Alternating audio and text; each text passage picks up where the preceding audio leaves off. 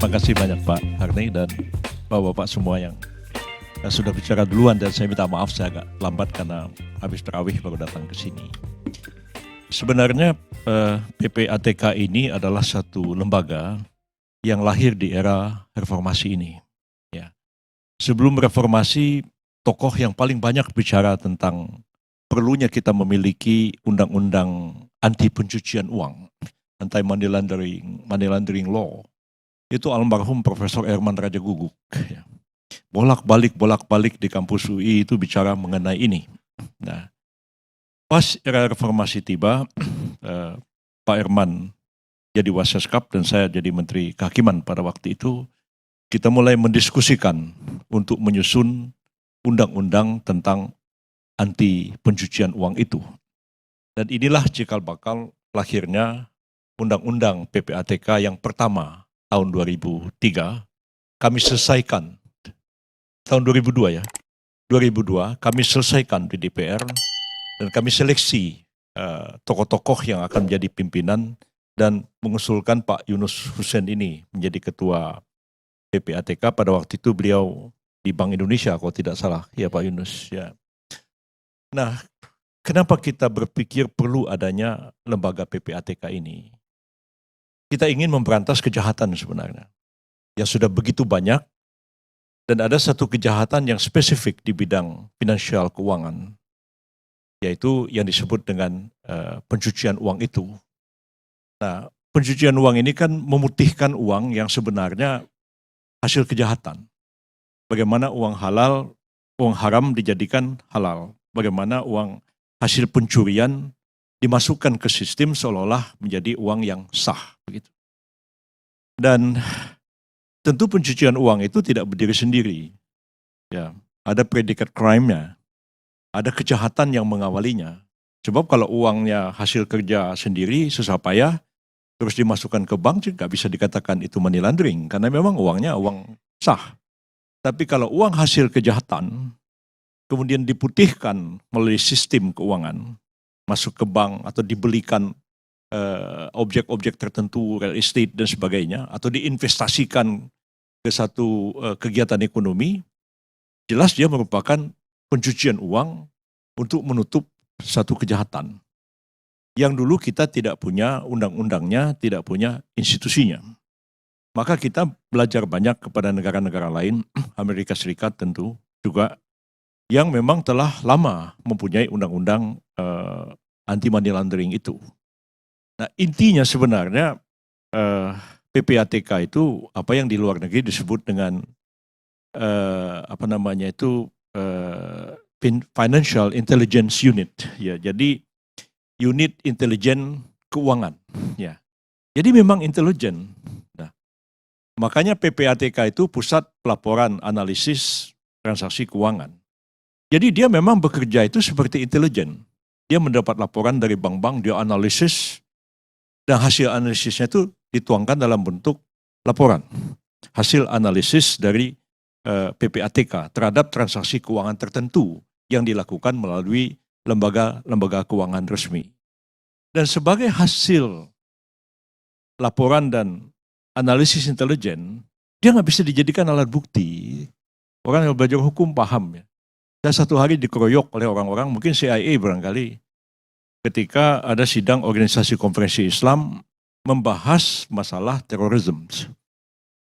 Saya balik ke hotel, kok sekelompok orang ngejar-ngejar saya dan minta saya menangkap Abu Bakar Ba'asyir. Itu, dan saya katakan, dasar apa kami menangkap Abu Bakar Ba'asyir? Dia bilang, ini laporan intelijen. Saya kata, saya minta maaf, saya Menteri Kehakiman Indonesia, dan kami tidak bisa menangkap orang tanpa bukti permulaan yang cukup. Laporan intelijen tidak bisa dijadikan dasar untuk menangkap orang. Dan saya kira langkah saya tegas sekali, bukan saya pro teroris, enggak. Bukan saya pengikut Ustadz Abu Bakar Ba'asyir, tidak.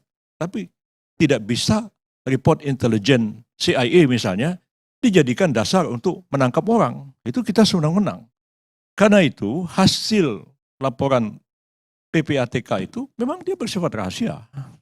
Dia nggak bisa dibuka ke publik, tapi dilaporkan secara periodik setahun sekali kepada Menteri Keuangan kepada Presiden, tapi hasilnya itu disampaikan kepada aparat penegak hukum untuk ditindaklanjuti.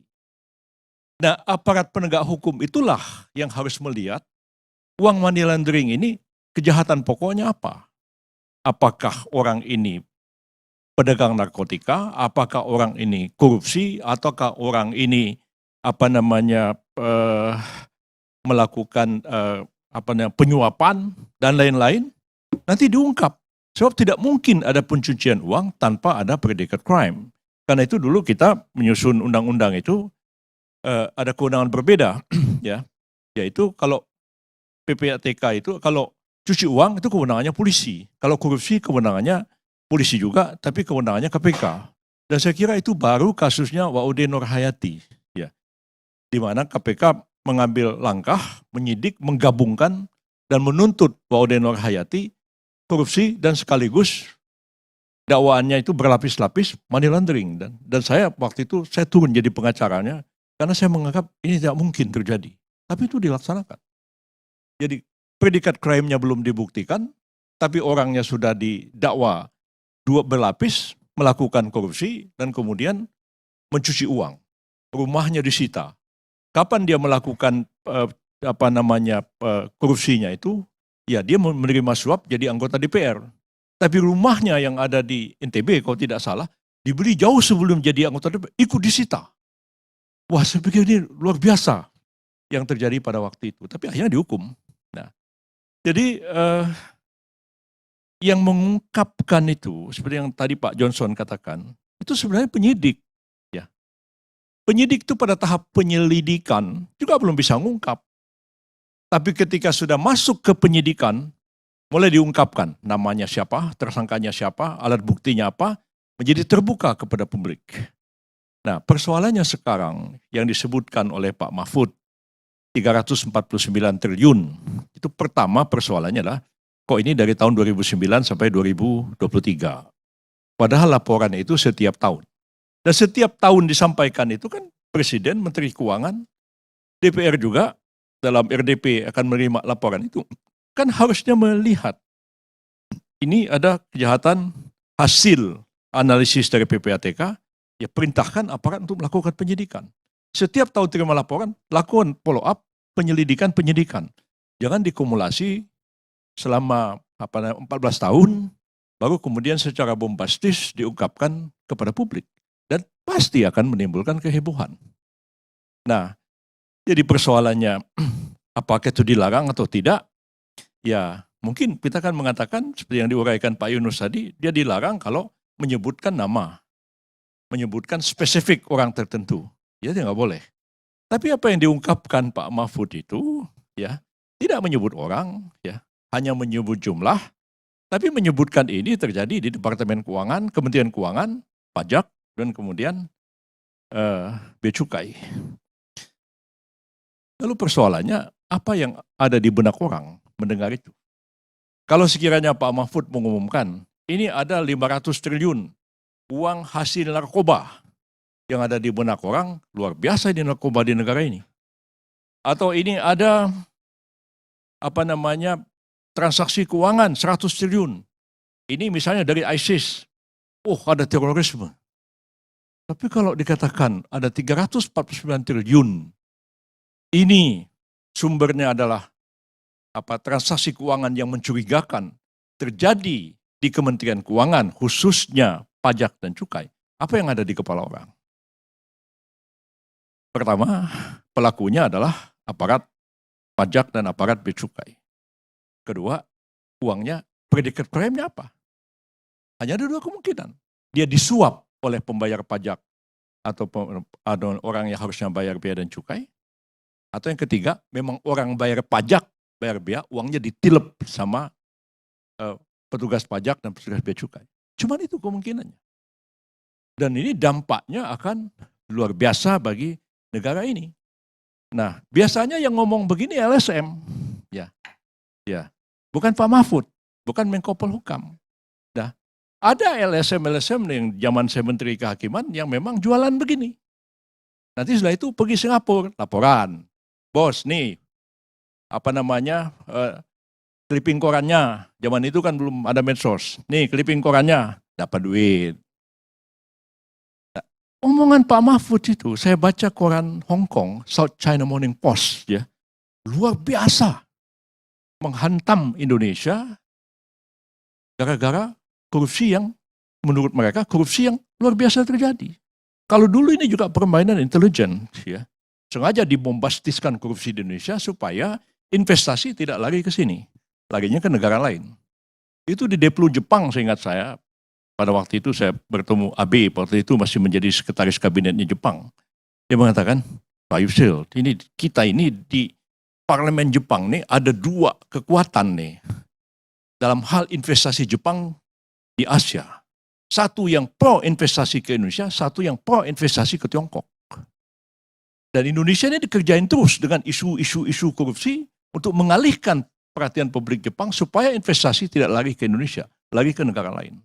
Nah, kalau omongannya Pak Mahfud ini, investor dalam negeri kan jadi mikir, gimana kita mau invest di Indonesia? Nanti kita pajak ditilep atau harus sogok, biaya cukai ditilep. Jadi sebenarnya tidak menguntungkan bagi kita, ya, karena diucapkan oleh seorang pejabat publik yang berdampak negatif kepada kepentingan nasional bangsa kita sendiri. Karena sesuatu yang memang ya biasa jadi jualan. Ya.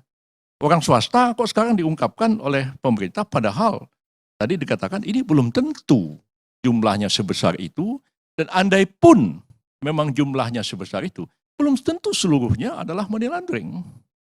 Nah, kalau dikatakan nih ada 100 triliun transaksi mencurigakan hasil intelijen PPATK. Kan tidak semua 100 miliar itu betul. Penyidiklah, baik PPNS yang ada di Kementerian Keuangan maupun penyidik polisi, PPATK, kejaksaan, kan belum tentu. Ya, saya waktu jadi asisten Mensesnek urusan khusus zaman Pak Harto, ya, setiap 3 hari sekali saya baca laporan intelijen. Ya. Setelah itu saya lapor Pak Murdiono. Terus Pak bilang, ini kamu bikin aja ringkasnya, kasih Pak Harto.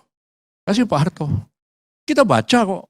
Waktu saya jadi Mensesnek, saya baca juga laporan intelijen. Tapi kan tidak semua laporan Bakin waktu itu ya. Itu kita tindak lanjuti, enggak. Pak Harto juga enggak seluruhnya digunakan. Jadi hasil laporan intelijen itu bukan merupakan alat bukti, bukan dasar melakukan tindakan, tapi dia membuat orang aware akan sesuatu. Nah begitu. Jadi mestinya dengan hasil laporan dari PPATK itu, KPK, polisi, jaksa, penyidik ya, kemudian PPNS itu menjadi aware. Coba diselidiki. Nah setelah diselidiki kan di belakang PPATK, yang ada bilang 100 triliun hasil narkoba itu ternyata betul. Yang betul cuma 50 triliun. Bisa jadi. Nah jadi saya kira memang kegaduhan-kegaduhan seperti ini tidak ada banyak manfaatnya bagi kepentingan bangsa dan negara, kecuali dia menjadi konsumsi politik. Ya. Kalau konsumsi politik ya gaduh-gaduh bikin begitu ya, setelah itu apa yang kita dapat. Tapi dalam upaya kita menciptakan PPATK itu, memberantas kejahatan, khususnya kejahatan pencucian uang, itu menjadi tidak tercapai. Nah, karena itu memang mau tidak mau kita harus evaluasi kembali sebenarnya ya. Jadi lembaga yang lahir di awal reformasi ya setelah jadi kok begini ya. Jadi kami ini sebenarnya kayak arsitek ya. Saya juga nyusun undang-undang KPK, undang-undang PPATK, undang-undang jabatan notaris, undang-undang advokat ya. Tapi setelah jadi advokatnya berkelahi melulu, nggak habis-habis. Tanya tuh sama Pak Johnson kan. Jadi saya tuh kadang-kadang seperti arsitek ya. Itu menggambar sesuatu setelah jadi kok saya bingung kok jadi begini bangunannya. Nah, itu juga lah apa namanya terjadi dengan itu semua ini undang-undangnya lahir di zaman saya Menteri Kehakiman ya. RUU PPATK, advokat, jabatan notaris, semua itu masuk apa namanya undang-undang KPK, undang-undang kejaksaan segala macam itu. Tapi saya kira memang kita harus menata ulang apa namanya sistem kita. Karena awal kita reformasi itu kita mau mengatakan kita menghentikan kultus individu ya. Dan kita lebih percaya kepada sistem. Sistem harus kita bangun. Jadi saya waktu itu ingat pidato di mana-mana tahun 98, 99 itu ya. Dalam sistem yang kuat, saya katakan, itu orang jahat ya akan dipaksa menjadi orang baik. Sebaliknya dalam sistem yang buruk, orang baik terpaksa jadi orang jahat. Ya. Capek saya ngurusin KTP, bolak-balik, pimpong sana, pimpong sini. Akhirnya saya datang, Bung, kapan KTP saya selesai? Bisa selesai hari ini enggak? Bisa Pak. Berapa harus bayar? 1 juta. Nih saya bayar 1 juta. Kan saya bukan orang jahat. Tapi saya terpaksa jadi orang jahat oleh sebuah sistem yang buruk. Tapi kalau sistem itu kuat dan baik, ya, orang jahat, ya, dia dipaksa jadi orang baik. Orang di sini nggak pernah antri, saya enak-enaknya aja. Coba aja kalau dia pergi ke Singapura, ya, mau nggak mau dia harus antri, karena dipaksa. Ya, di sini dia merokok sembarangan, coba dia pergi ke Tokyo, ya, dia jadi orang baik. Jadi sistem memaksa orang jahat jadi orang baik. Tapi dalam sistem yang buruk, orang yang baiklah yang terpaksa. Dalam sistem yang buruk, ya, orang baiklah yang terpaksa jadi orang jahat. Jadi saya kira setelah reformasi 20 tahun sekarang ini, mesti kita pikir ulang. Ya. Ini kalau Pak Fahri tadi bicara pemilu. Kita pemilu lagi nih sebentar lagi. Ya. Pemilu yang bagaimana? Pemilu yang parliamentary threshold-nya 4%, presidential threshold 20%. Ya. Artinya kita capek-capek pemilu, itu tidak akan mengubah apa-apa. Karena pemilunya tetap aja pemilu yang mempertahankan sistem yang seperti ini. Nah, jadi saya pikir memang harus kita reformasi ulang, ya. Kita tata kembali, termasuk UUD 45 kita itu setelah amandemen banyak sekali bolong-bolongnya dan banyak sekali potensial constitutional krisisnya, dan itu bisa lebih buruk daripada UUD 45 sebelum amandemen. UUD 45 sebelum amandemen itu banyak bolong-bolongnya, tapi dia ditutupi dengan tap-tap MPR. Nah sekarang ini UUD 45-nya bolong-bolongnya begitu banyak, MPR-nya nggak bisa bikin tap. Ngeri keadaan ini. Masuk aja saya katakan, misalnya ya UUD 45 itu tegas mengatakan bahwa pemilu 5 tahun sekali, ya kan? Pemilu untuk memilih DPR, DPRD, DPD, Presiden, Wakil Presiden. DPR ini akan berakhir tanggal 1 Oktober 2024. Presiden akan berakhir tanggal 20 Oktober 2024. Tahu-tahu pemilu tidak bisa dilaksanakan. Misalnya ada bencana alam, ada megatrust, ada pandemi yang tidak bisa diatasi, ada pemberontakan dan kerusuhan yang tidak bisa diatasi. Jam 12 malam tanggal 24, tanggal 20 Oktober, Jokowi Kiai Ma'ruf bukan presiden wakil presiden lagi. Besok dia muncul di TV, orang bilang, Bapak bukan presiden lagi Pak. Negara ini chaos. Dulu bisa diatasi. Ya MPRS bisa menunjuk pejabat presiden, pengemban super semar jadi pejabat presiden, walaupun mungkin kita ketawain waktu itu. Tapi secara sistem dia bisa mengatasi situasi krisis, ya, bisa memperpanjang jabatan presiden. Tapi sekarang ini siapa yang bisa memperpanjang jabatan presiden? Siapa yang bisa nunda pemilu? Nggak ada secara institusional. Dan negara ini serius dalam keadaan krisis yang kalau tidak kita pikirkan menyelamatkan bangsa dan negara ini, saya kira hancur negara ini. Ya. Dan orang-orang idealis-idealis seperti bapak-bapak ini semualah yang ikut bertanggung jawab bagaimana kita dengan idealisme, kemampuan intelektual yang kita miliki, barangkali masih punya suara untuk memperbaiki negara ini ke depan. Terima kasih banyak.